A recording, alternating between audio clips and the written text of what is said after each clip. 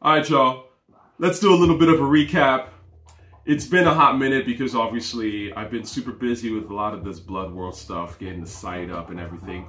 BloodWorldTV.com. You can see more. I've even actually uploaded a few extra things, so check it out. Follow the leader, man. From what I understand, Rakim is actually in the city tonight, so I'm gonna try and see if I can get some tickets. I kind of just found out about it, but if you're in Toronto, let me know if you're gonna go. All right, post in the comments. Tell me. So moving on.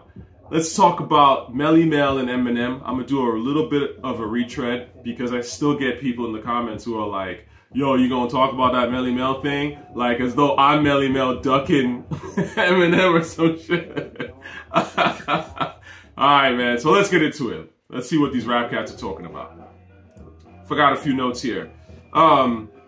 Obviously, the diss is trash. I mean, that's clear. The real question isn't why it's trash. I mean, that's a question, but that's not the real question. The real question to me is, why was it made?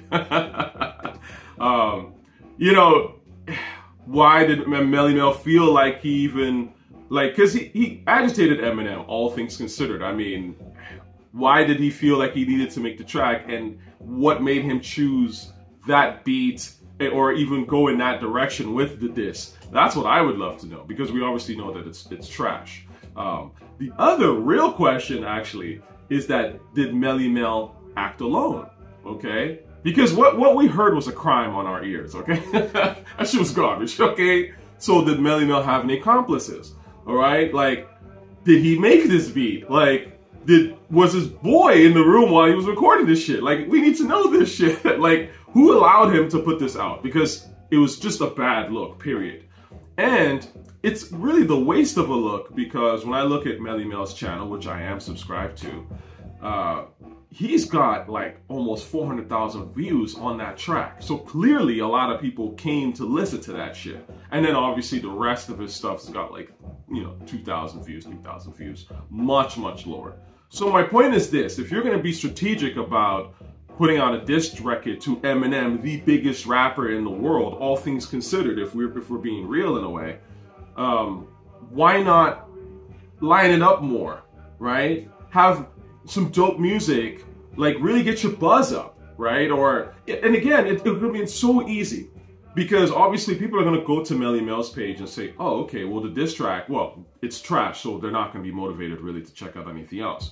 But had that diss been fire, now we're like, oh, what else does Melle Mel have?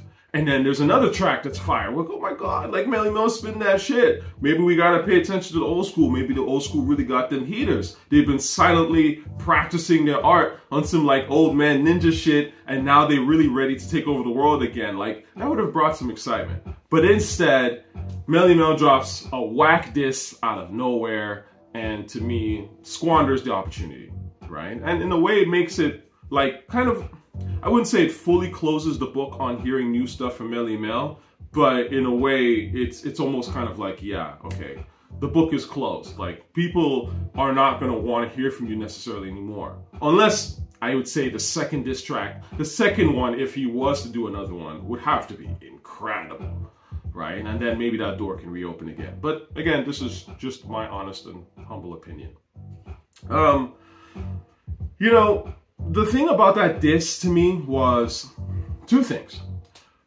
Obviously, Eminem is worth dissing, and I do think that M came with that colonizer talk in his original diss to Melle Mel. You knew what it was. Oh, my music doesn't get played in clubs because I'm in stadiums. Argument. My music is not good enough for you. N-words in the bottom. Look, listen, Eminem makes music for non-hip-hop acts, non-hip-hop listeners. We already know this. The reason his music doesn't get played in the clubs is not because he's white or we don't like white people or any of that goofy stuff. It's just because the music itself is not really very good. That's honestly what it is. And the bar for us is higher than for others. That's just the truth of the matter. Anyway, so that's number one. But the other thing that I want to give credit to, in a way, to LL, I bring LL up on this, is that Melle Mel's flow and even the beat haven't really evolved. And it's interesting.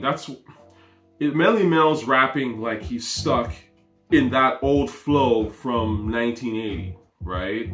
And it's interesting because in a way, can you really be the greatest? Can you be considered the greatest if you don't evolve, right? It's a stagnation, right? And this is why I bring up LL, because LL, I was a fan of LL listening to hip hop, like I said, in 97 going forward. I bought LL albums. LL was one of my favorite rappers, along with Snoop and Method Man. I think I mentioned this in the comment section.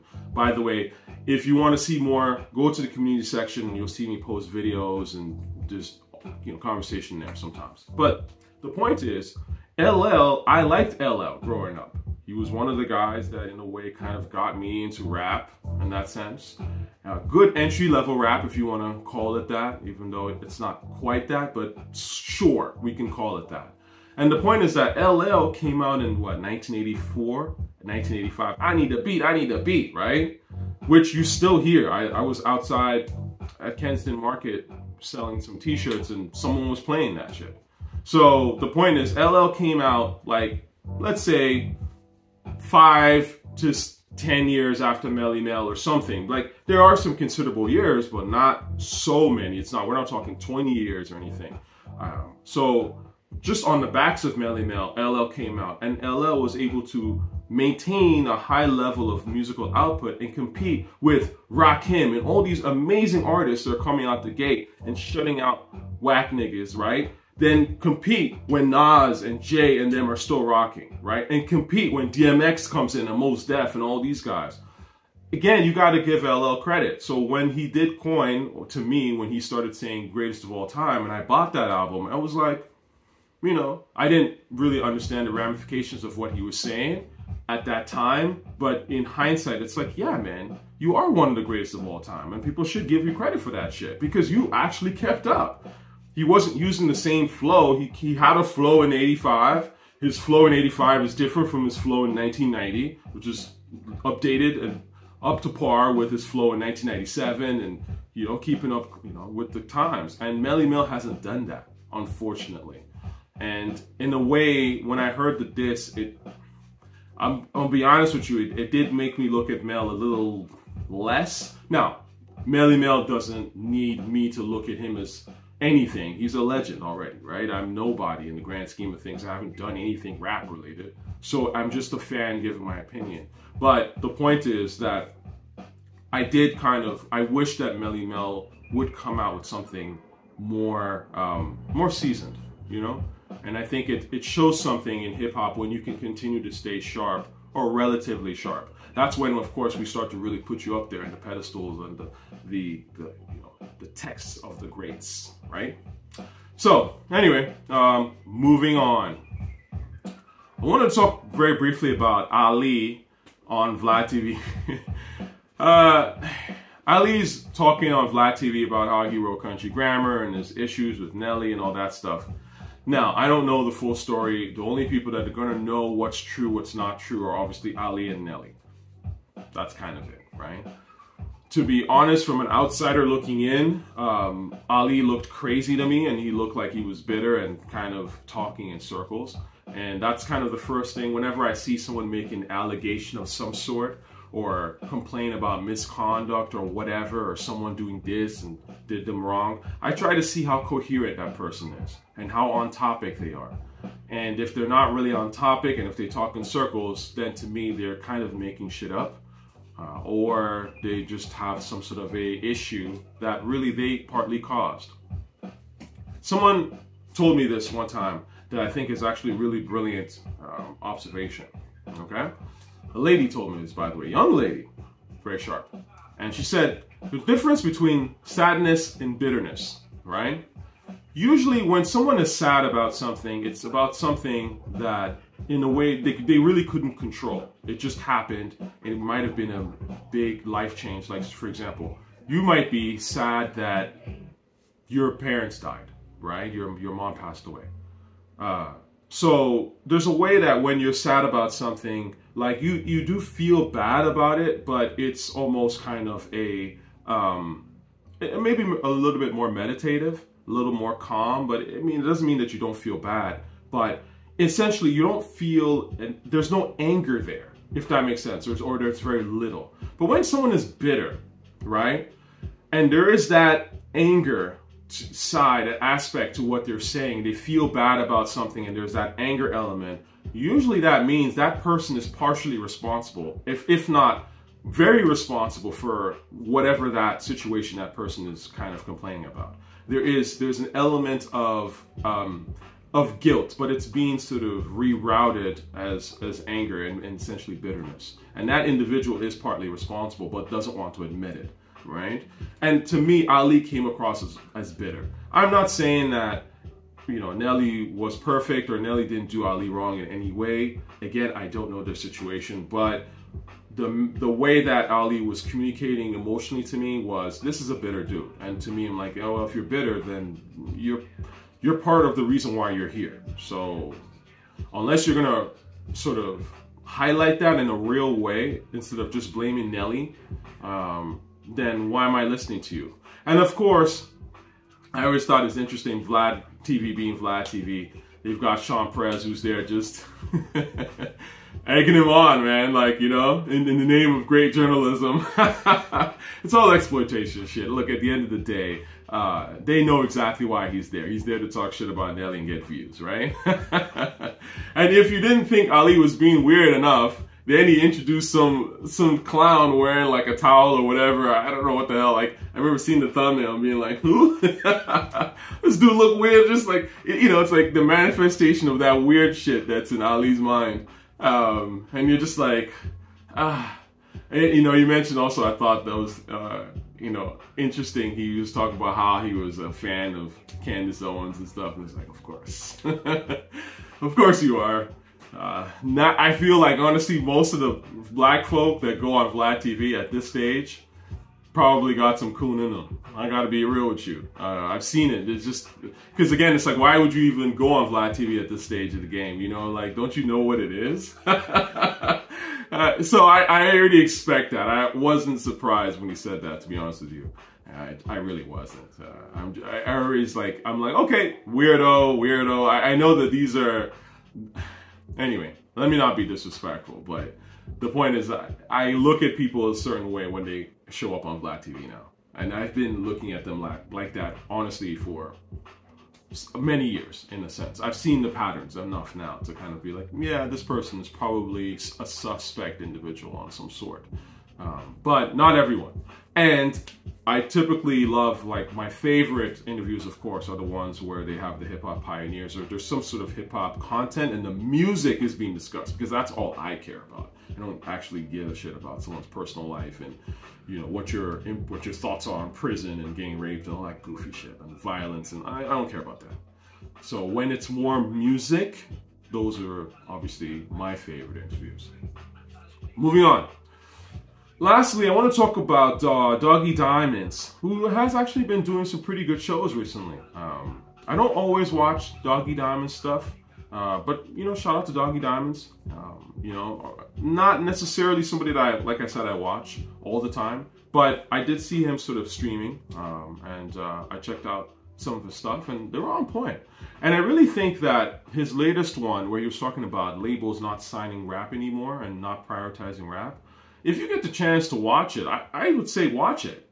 There's a lot of really smart stuff that Doggie is saying in there. Not everything is necessarily smart, I would say. It's not like you just have to accept it 100%. You can, in fact, even disagree with most of what he's saying. But I do think that he is presenting a pretty smart case overall for a bunch of things, because he covers how labels kind of typically think about things, how artists play themselves by not being creative and sticking to a formula that the label dictates, only for the label to just throw them away, essentially, and when they're looking for the next thing. So there are a lot of little gems in there that I think, if you have the time, just put it on and listen. There's a lot of myths in rap, honestly. Shout out to my boy Gemini. Gemini, I see you, my dude. You know, and he said this even in the interview that we did, but there's a lot of myths in rap that just kind of, they just continue to go on and on and on.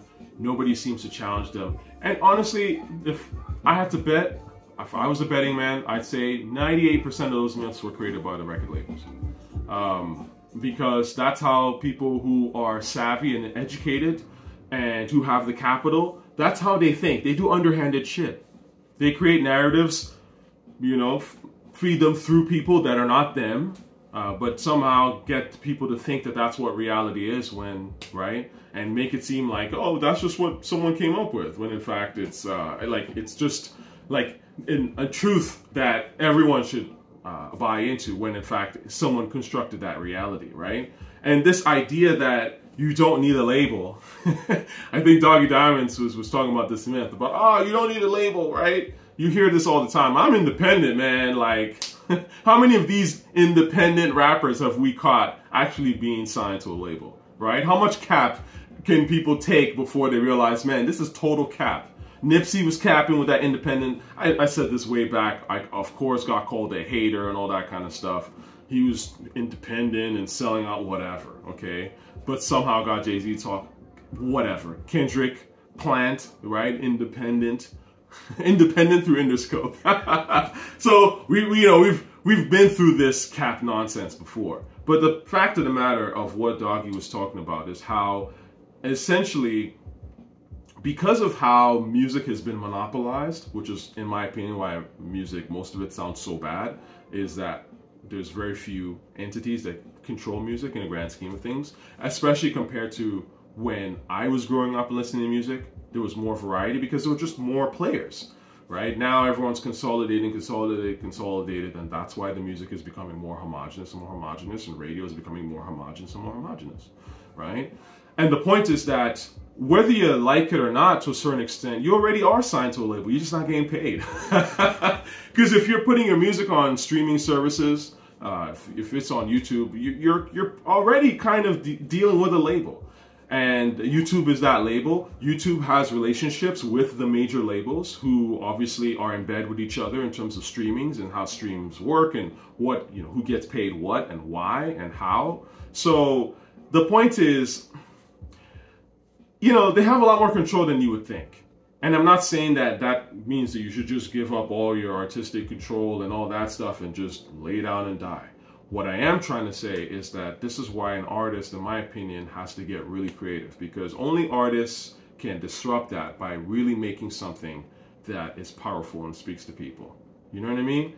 Because ultimately, what I see a lot of, especially with these newer kids, is they all want to be signed, and you can see it, the desperation. That's why they follow the trends and they do the TikToks and they do what everyone else is doing, because they know deep down that record labels have the power. In fact, record labels are more powerful now, in my honest opinion, than they were in the past. I think, sadly enough, because essentially without them, you can't even get heard. You know, at least before 2 Live Crew, I gotta do a video on 2 Live Crew, by the way, but at least before, in the 80s, before that, you didn't necessarily have to be signed to a major record label. You could have some like independent shop or whatever, somewhat independent, and you would press up some copies. People went, wow, what the hell? And your stuff could spread. You might not get played on radio, but you might not get played on commercial radio, but there were different radio stations in the city, and they weren't answering to one corporation, iHeart or whatever. So they played kind of whatever they wanted for the most part that served their community. And my point is, that's why you started to see much more, like, someone will come out with something and people went, whoa, what is this? I kind of like that.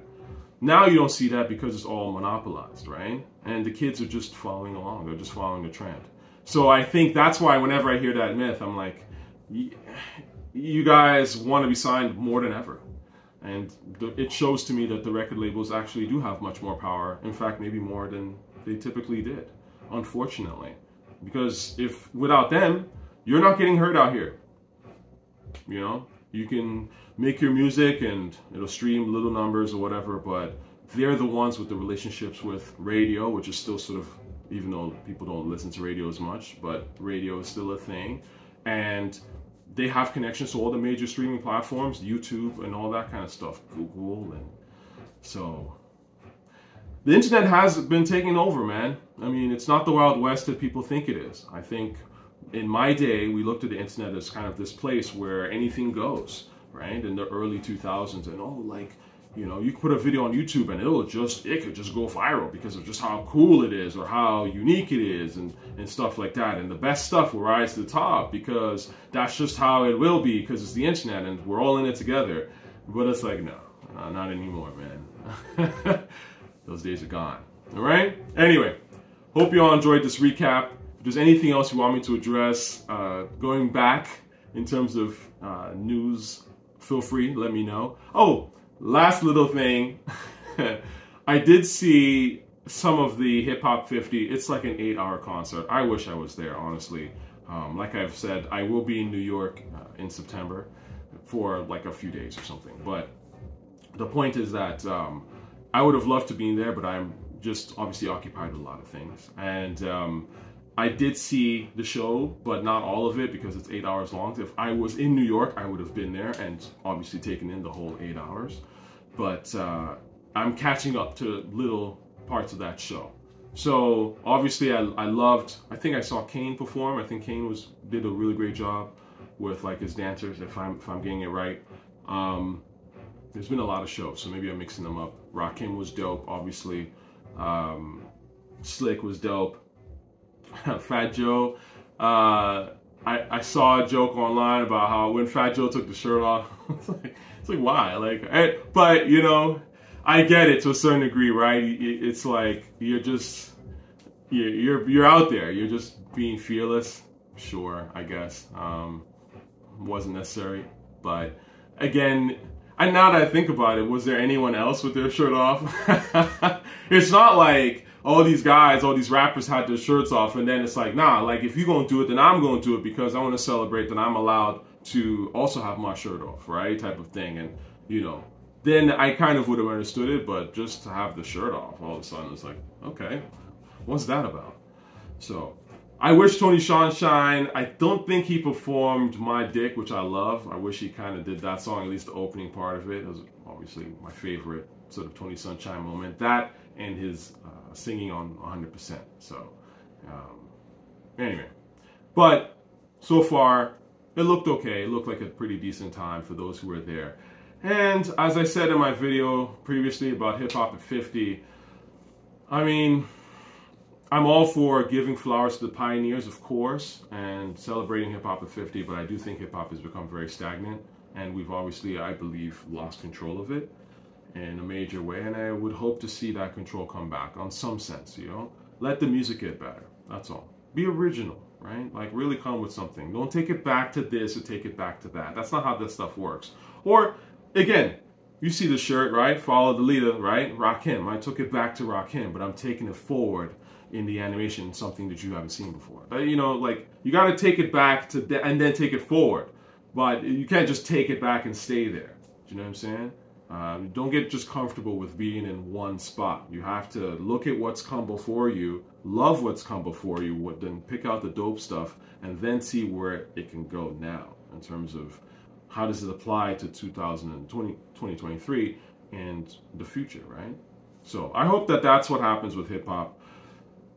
Given what I'm seeing, probably not. But, you know, we'll see. Peace and love, y'all. One.